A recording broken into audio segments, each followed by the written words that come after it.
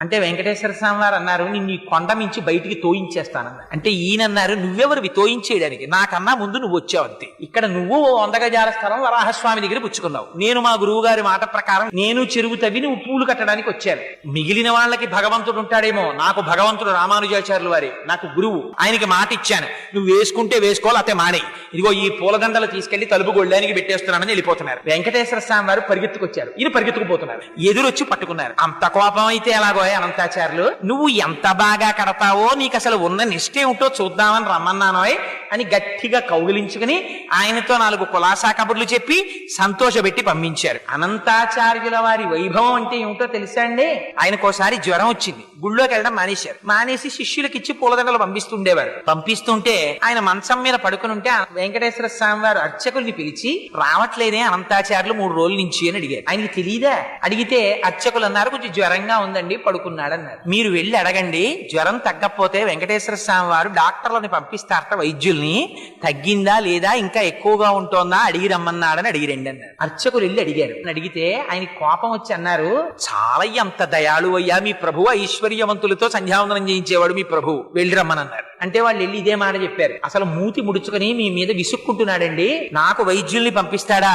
అబ్బో అంత ఖాళీ దొరికింది ఏమిటి ఆయనకి, ఐశ్వర్యవంతులకి సంధ్యావందనం చేయించేవాడు, ఆయన నాకెందుకులే సేవ చేయడం అన్నారండి అన్నారు. అంటే వెంకటేశ్వర స్వామి వారు తనే బయలుదేరి వచ్చారు. వచ్చి ఏమో అనంతాచార్యులు అనారోగ్యం తగ్గిందా అన్నారు. ఇటువైపు నుంచి అటువైపు తిరిగి పడుకున్నారు.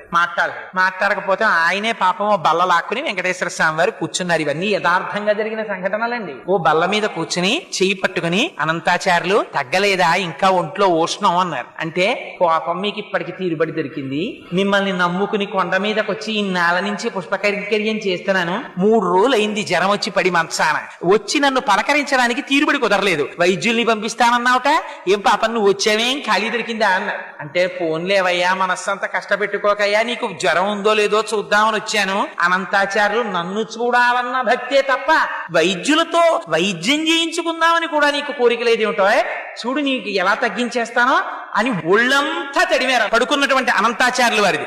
ఆయనకి జ్వరం అంతా తగ్గిపోయింది. లేచి నిలబడి గభాల కాళ్ళ మీద పడ్డారు. పడి, స్వామి అలకొచ్చేసింది, ఏం చెయ్యమంటారు, ఎప్పటి నుంచో ఈ శరీరానికి ఉండిపోయిన ఉద్రేకం, అహంకారం, మీరొచ్చినా కూడా అంత కోపంగా మాట్లాడాను, మీరు రాలేదని మనస్సులో ఉన్నటువంటి వ్యగ్రత చేత అలా మాట్లాడాను, మరోలా అనుకోకండి స్వామి, నన్ను క్షమించండి అని ఆయన కాళ్ళ మీద పడ్డారు.